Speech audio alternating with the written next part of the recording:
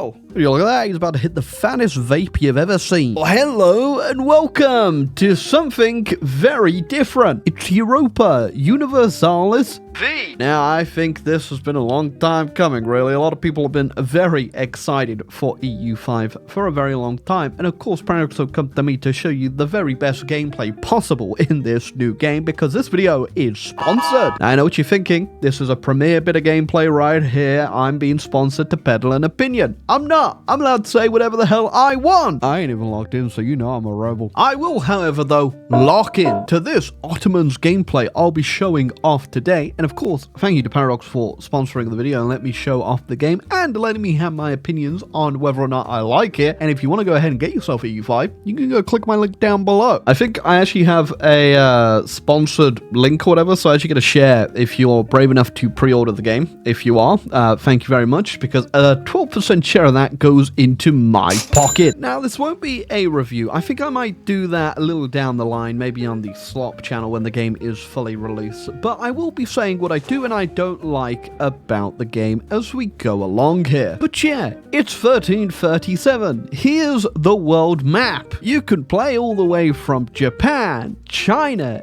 India, Europe, Africa, Indonesia. If you're brave enough, you can come over to the New World and give a little old go to Geogo Hono. I don't think I'm going to be playing Geogo Hono today, though, because I'm locked in on a little man down here called Otto. Now, obviously, if you have played yourself a bit of EU4, this is probably not the Ottoman start date that you are very much used to. I will, however, tell you that it's probably going to be way easier than the Ottoman start date that you are used to, and I'll show you why. Now, for the most part, I could be pretty useful for you guys here and give you a little bit of how you should start your games up and all the mechanics and all the features and all the menus within menus within menus that are in this game. But realistically, that's probably not too entertaining. Instead, I'll probably just try and focus on showing you what you can do overall in the game. And the first thing I'm going to do in my game is get my army up to scratch. We start off with 5.8k levies and a standing army of 250 men. And if I was to throw those 250 men at the Byzantines, it probably wouldn't go too well. Although it does say that our power balance is perfectly balanced right now, so there's a -1 on the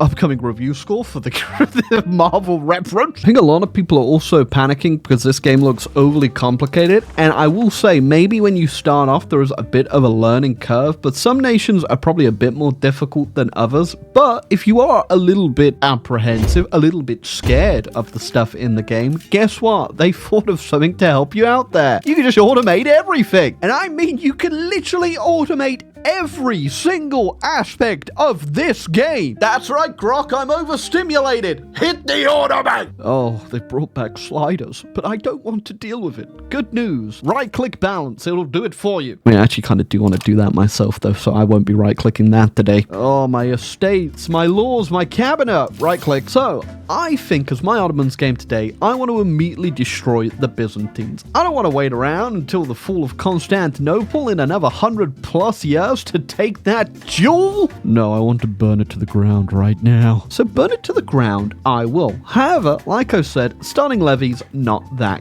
great. We can, however, immediately go ahead and get a few more levies by going over to our estates and doing the auxilium et concilium, which will give us a bit more levies. Now, on top of that, we're going to wait around until we can also call our parliament. As soon as we call our parliament, we can then ask for larger levies, which will give us even more manpower to deal with the Byzantines. Another thing I should probably get going as soon as we can is I need to get some wharfs down so that I can actually build a couple boats. Right now, I can't build any traditional galleys because I don't know how to. So I'm going to invent the wharf. And we can really get 3 of those placed down. It's going to take us a very long time to build them, but we have time to wait around because, of course, we've got to wait a couple years for our parliament to be able to be called. And good news is we do have plenty to do in the meantime, like getting ourselves a few puppets for free. In fact, I actually find if you just go ahead and automate the relations at the start as an Altman game, and then just put our Diplo spending all the way up, the AI will actually go ahead and get a whole bunch of the people around you as vassals immediately. Pretty handy, right? Or is that actually one of the worst things imaginable? Who knows? You decide. I'm trying to use my words wisely. Now, here's the big thing that's going to carry us to our expansion in Anatolia. The rise of the Ottomans. This is going to trigger a little thing up here, a situation where we can now spend money to press claims on people around us. Obviously, don't matter too much right now because I'm not ready to expand into anyone, but I am going to use it when I do want to declare on the Byzantines in a little while. Okay, already, just after getting ourselves a defensive league with the Kandarids over here, I could just ask them to become our vassal, and they'll accept. And so will these guys down here now. We can also get ourselves another vassal over here with the Karasids, and I reckon maybe one more after that, but obviously our Diplo is limited. Now you can see that our Diplo actually has to tick up depending on what your Diplo spending is. It's probably too overcomplicated for me to go into too much depth, but just think, when this hits 1, I have a diplomat. That's all you need to know. So as you can see already, we've got ourselves quite a bit of land just from vassalizing a whole bunch of people. I also formed an alliance with these guys over here, and I could immediately just go in and annex these guys as well, because you get a little event to get yourself a free Casus Belli on them. Not going to bother though, because in 9 months I can call my parliament, and when I can call my parliament, the Byzantines are going to disappear. Parliament has been called, and whilst we're calling Parliament together, we're going to go ahead and ask for larger levies. That has put us up to 8.3k people we can now raise to march right on in to the Byzantines. Because by spending a little bit of cash, I can press my claims, which will give me a Casus Belli on them, which I will be immediately using. Now, they did call in a few of their allies, which is very handy for us, as you're going to see over time here. Also, yep, look, I'm up to 10k levies just from doing that Parliament Act, and that's going to be more than enough. So as you can see right there, Trebizond is actually moving their army into this land, which is what we want, because we're going to absolutely obliterate their army here, and currently we're at -2 war score, so let's just see what happens after that. Oh, looks like the Byzantines have actually gone ahead, and I think they're going to try and engage me in a battle here. Let's see how that... Okay, yeah, it's not going well for them. We won. My vassals they've already crossed, so they're sieging them down. And it looks like they're going to try and engage me again for another battle. Will this one go... It did not go better for them. I've just gone ahead and actually beat them all the way back to Constantinople, where I've completely stat wiped their army now. Let's have fun sieging, shall we? And because I'm also a slaving nation, I have slave camps, I also, every time I siege down a province, take a few people and send them back to us. Just look at my pop growth, just... enslaving people. And after a bit of 5-speeding through the siege of Constantinople, we've done all we need to do. What I think we want to end up taking is just this. All the land they have left in Anatolia and the main bit of Constantinople over here. Now this is going to give us a whole bunch of antagonism, but not enough to really bother us. The only people that are going to be really angry is Bulgaria and the Byzantines, which I reckon I might be able to take, especially with our brand new bit of land. And just like that, 1345, Constantinople has fallen. It didn't take too long. Our coalition has actually kicked off, and it's a lot weaker than I was expecting, so I think we're about to get a lot of free money. Now, one of my big gripes with the game so far is that the AI just simply cannot compete with the player. The Bulgarians just popped a coalition right there, which they were never going to win. They've already beaten their army there. And why did they declare it? Oh, and here comes the Black Death, by the way. Here's another fun thing you're going to have to deal with. And at the peace conference, I'm not going to bother having them actually dismantle their coalition because I don't plan on taking anything in particular. I'm going to make them liberate a whole bunch of stuff and then pay me money. There we go. I reckon that might teach you a lesson or two, Bulgaria. And like I said, we do have a bit of a problem in our country, being the Black Plague. It's already killed quite a few people. You can kind of see the population dipping. The funny thing is, it actually went up as I was enslaving a lot of people in Bulgaria for a little bit there. And it's very quickly countering back out and going down. And there goes our coalition, which is good because I would like to make friends now with Egypt, which I'm going to dismantle my old defensive league with the Karamans over here and try and make a new one with the Egyptians, which it says they will actually accept. Nice, they've accepted, and we've got ourselves our new defensive organization right here between us both. Yeah, the Black Death hits very hard in this, by the way, to the point where it's almost like your game doesn't even bother starting until after it's gone through you. And no matter what I've really tried with building disease buildings and stuff like that, doesn't seem to slow it down, so you kind of just have to accept that you're going to have the dice rolled at you at some point, and half your country is going to die. Alright, now it looks like the Black Death has passed us. We still have it in a couple provinces, but overall our population is now growing. Of course, though, if you look at the population graph, we had a bit of a crash. Oh man, I love as well. Look how many slaves we got there. I don't know what the slave population was before this, but I get the feeling they may have been hit pretty hard. So I think while I'm waiting for our antagonism to go on down now, what I'm going to work on is actually just annexing all these subjects here and then expanding and trying to get a few more new ones. In fact, I think I can already just grab a few more right now. These guys are willing to become my vassal as well, so come on in, join the party. And the official end of the Black Death means that we have lost 515,000 pops. Ouch! So though we're regaining 242 right now. That's great. Also imagine I might just go siege a province and get like a whole bunch more. I think our antagonism is probably as low as it's probably going to be for a while now. I don't think we have to worry about Bulgaria coming back. I'm actually just going to go ahead and start expanding a little bit. I want to take these guys out finally, the guys I got an event for, and add them into our realm. Tell you what, I really had my complaints laid out to you very clearly. Yeah, I think one of the most annoying things is definitely the UI. Just going through all of these menus, trying to figure out like what you're doing. It ain't great. I mean, now in all fairness, I'm trying not to show too much of the negativity. I do have a lot for this game, I will say. I think the Ottomans, though, if you are going to play this game, you are going to buy it, you're going to have yourself a pretty fun time off the bat. They're a very easy nation to get into. You can do a lot of map painting straight away, get yourself very powerful. I just want you to bear in mind that I'm only in 1354 right now. This game goes on up until the same as the EU4 times. And oh boy, I ain't even reached the 1400s yet. I've been playing for a few hours. It is very, very slow. If you're wondering how to do like a whole bunch of the micro stuff, like converting population, integrating cores, stuff like that, it's all done through your cabinet now. And as you can see, you have a lot of stuff to do. Oh boy. Now let's talk about stability, shall we? Yep, my game has crashed. I think this is the third time now. And I don't want to say, that's pretty bad.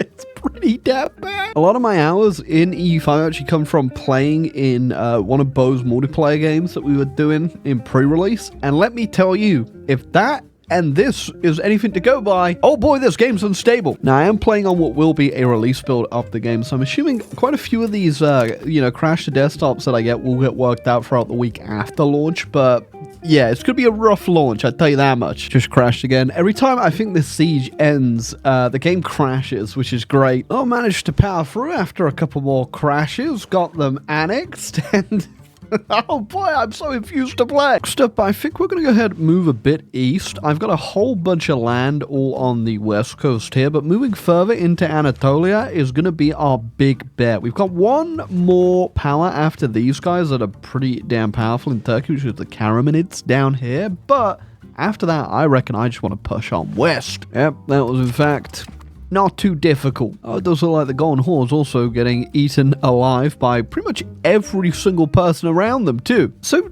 under my military law policy, I have some pretty interesting stuff. We could up our levy sizes even more. We could get ourselves later on a little bit of manpower trickling in, but I've just noticed there's a slave output bonus in here of 50%. And if you ain't noticed from a lot of what we've been doing right now, I reckon this might come in handy. Chat myself, Another game crash. Yeah, I don't want to say this whole just sieging a province down and stealing all the pops is a little bit overpowered. It's a little bit overpowered. And that is Trebizond dealt with. No way. Hold on. Our expansion, our little situation up here can now let us expand into the Balkans. We now just get free casus bellis over here too. We're actually powerful enough that we can actually just straight up ask the Karamanids here to become our vassal as well. And I think, do they actually have these guys? Yeah, they've got these guys as a vassal themselves. So we've just got pretty much all of Anatolia there now completely to ourselves. Yeah, other than this absolute like quagmire over here in Cyprus, which has landed, we really have everything, which is great. Means I can focus my attention over to Europe. Now this is going to be a huge game changer for us. Getting Janissaries means we get manpower a lot easier, a lot sooner than a lot of people. In fact, we already do get a lot of manpower already just from a few things the Ottomans get. Specifically, this building right here, the Bay Fortress, gives us a little bit, which means I've been able to build up my standing army quite a bit. But now I'm going to be able to get even more, which means I'm going to be able to defeat a lot of people a lot easier. Although I do have to say, I feel like I really need to invest in a larger hat. Potentially one that may look like a giant onion. One day we'll have the onion. In fact, I am watching the Bulgarians and the Serbians just eat what's left of the Byzantines alive here, that I think it's time we may get involved. So I'll just click on my special fun button to get myself a free claim on this Serbian land, and I'm gonna go in. They have got themselves a little bit of backup, although I am not worried in the slightest. Didn't even have to fight that battle. My vassal just beat their army straight away. Oh, found the Serbian army. I am pretty much double its amount of troops. Sorry, I also doing a little bit of slaving too. Yeah, I'm double their amount of troops, and I have unsurprisingly absolutely destroyed them. I reckon with this peace conference, you're probably going to be able to tell very quickly what I'm going for. We're going to have one hell of a coalition, by the way, after this, I reckon, but I think I can take them. Oh boy, ain't she pretty? I mean, she's not really that pretty. In fact, it's kind of disgusting in a lot of ways, but it will do for now. Oh, okay, I think they started a coalition against me and then it immediately just got disbanded. Not too sure why. Oh, that's got to be my 8th, maybe up to 10th crash right there. Oh, hold on a second. Serbia has joined the coalition against me. Looks like we may have ourselves a bit of trouble on the horizon. I mean, why don't I just trigger this coalition for you? I mean, I got 22,000 levies and a standing army. I reckon I might be fine. Another easy war down, and I think our borders are looking a little bit better. I mean, they're definitely looking better compared to some of our neighbors, I could tell you that much. Yeah, by the way, if you are not a fan of border war, this game is not going to be for you, I can tell you that much. Day 2, everybody. Yeah, I got so annoyed by the constant crashes last night, just gave up.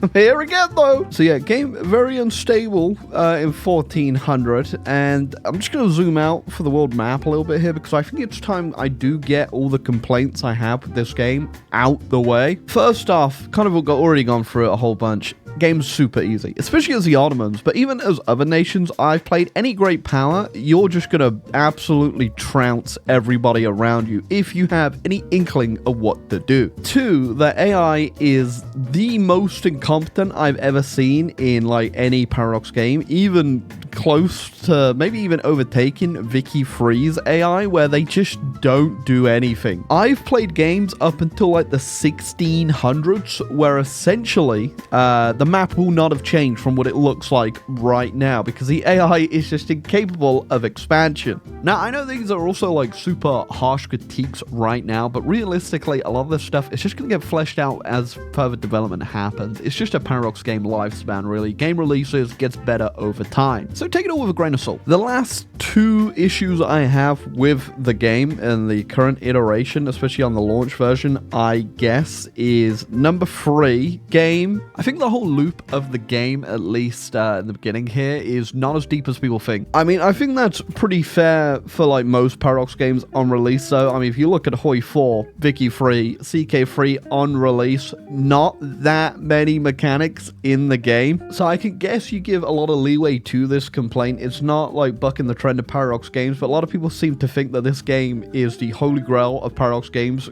coming into it. And I just want to say, don't get your hopes up too high, all right? Don't get them up too high. Obviously, if it's the overcomplicated UI, you know, a lot of the stuff when you get in here is going to be overwhelming. It's really not that overwhelming. It's very surface level in terms of the complexity to it. So once it clicks in your head, sure, it might take a while for some people, but then you're going to realize there's not too much in here. Now, the pod system is good. I enjoyed it a lot. I do think a lot of these buildings are, for the most part, pretty forgettable, though, in what you're actually going to be building. Some of them are super meta. Some of them are just going to be way too specific for the most part, but it's probably better to have more choice than less, right? And obviously, the last big thing I have an issue with is I've been playing for upmost of maybe 10 hours now in this single save. We're in 1400, and you're like, oh man, there's so much game left to play. I bet you're super excited.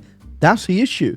I don't feel no excitement to carry on in this game, especially because I already know how the later game works in this, that if I keep scaling at the rate I am scaling, there's no competition in the slightest. There's no reason for me to continue to map paint and do anything I want to do realistically in a game that looks like this right now, because it doesn't feel rewarding. I know all that sounds pretty harsh coming off the bat, but I do think this is gonna be one of those games that some people can really enjoy for the first game, and then the second time they go in, they realize they have to do what they've already done, and it's not that different from another nation they've done. I think that's when the penny's going to drop for a lot of people. It's a harsh critique, I will say that. I do think, you know, this early Ottomans game was very fun, though, to go through on. You know, it's a lot of map painting early on. You get super overpowered. The snowball gets rolling real damn quick, as you can see. Obviously, though, this is not a review of the game. I imagine things will change pretty quickly when it comes to hotfixes, patches, and stuff like that. But just know, what I'm saying could be taken with a grain of salt. Now, depending on how many more crashes I get, by the way, I have also changed my map to the 2D map if you're wondering why things have changed. Apparently that might help with stability a bit. By the way, it hasn't so far. The game just keeps crashing. Oh, you know what I just said and what just happened 1 second after I ended that clip? I would love to say that my Ottoman game would be continued, but as you can probably tell from this main menu, that was my 22nd crash. You know, I'm just too damn powerful. God has seen the Ottomans and what we're capable of, and they are trying to smite us from the world. Yeah, we're at the point now where I can't even really make it any further. So I think I'm just going to have to quite literally end it off here, which is kind of sad to not really have a proper ending to this, but when my crash folder looks like this, you know, I've tried my best. I really have. I mean, we had a little bit of fun here today, though. We've created our Ottoman Empire. Would have loved to go ahead and just smash Bulgaria one time. You know, maybe I'll just try that right now, and if it crashes, then I'll end it. Yep. One more crash for the crash, boy. Yeah, that's it. I give up completely. I mean, I've already said my grievances with the game. I'm hoping that it's probably a little bit more stable on release for you guys, but dear Lord, oh my God. Obviously, we only got to 1416. Would have loved to carry on at least to maybe 1500, but literally the game won't let me. So this is where we're going to end off today. I do think this game is it's a mixed bag, definitely. Some people are probably going to really enjoy it, even in its current iteration, and some people probably it's just not going to click with them. I'm going to be real with you. There are a lot of things that I'm not happy with, that's for damn sure. But I think a lot of people also really enjoy this game. It does, when things work, get rolling in a good way. Sure, things are very bare bones, and maybe you'll get a bit bored of playing some nations, but the start, I reckon, is going to be pretty fun for a lot of people. Just like every Paradox game on relaunch, really. You have to wait for those DLCs, and potentially a couple hotfixes so the game doesn't crash. Which, in all fairness, the instability that I found in the game might not even be in by the time it's released to everybody else, so you should hopefully not have to deal with this. But obviously, it is a sponsored video, so whilst, you know, I could just, you know, sweep it under the rug and be like, yep, the game ran completely fine, obviously, it did not. Sure, the first, you know, part of our gameplay had no problems for the most part, a few crashes here and there, but it literally is unplayable now. But as Paradox games go on launch, I mean, I would have said the exact same thing if, like, Hoi 4 had released today. In fact, I'd probably be way harder on Hoi 4 if it released today than I would ever be on this game. Obviously, the stability issues are definitely definitely a thing. But the grievances I have could just be down specifically to how I like to play Paradox games. You could enjoy everything that I have complaints about, but I do think some things need to be fleshed out, which will obviously come with further development of the game. But I think if you're going to play this game, one thing you need to do is just not get overwhelmed. Sure, it might be a new experience when you get in, but it is more vicious than it looks. I think once you get the ball rolling, you get a feel for the mechanics, you'll have no problem in this game whatsoever. But even with the little issues that I had with the game, I still had fun in my Ottomans game, and that is all that you need to know realistically. If you like the stuff that I was meddling with and having fun with and destroying the Byzantines straight away, then you can get yourself EU5 right now by clicking my link down below. I'll tell you this though, in EU5, if you do want to have fun and have a concrete bit of fun at the start of your EU5 journey, play the Ottomans, 100%. You get a good mix of loads of mechanics. You can start off very strong, get the ball rolling, get that snowball moving down that hill real damn quick, and it just keeps on giving. And hopefully, obviously, all the bugs and horrible, annoying little crashes that I dealt with will probably be gone by the time you're playing. And you can get yourself the game as well. Remember, click my link down below. And thank you very much, Paradox, for sponsoring.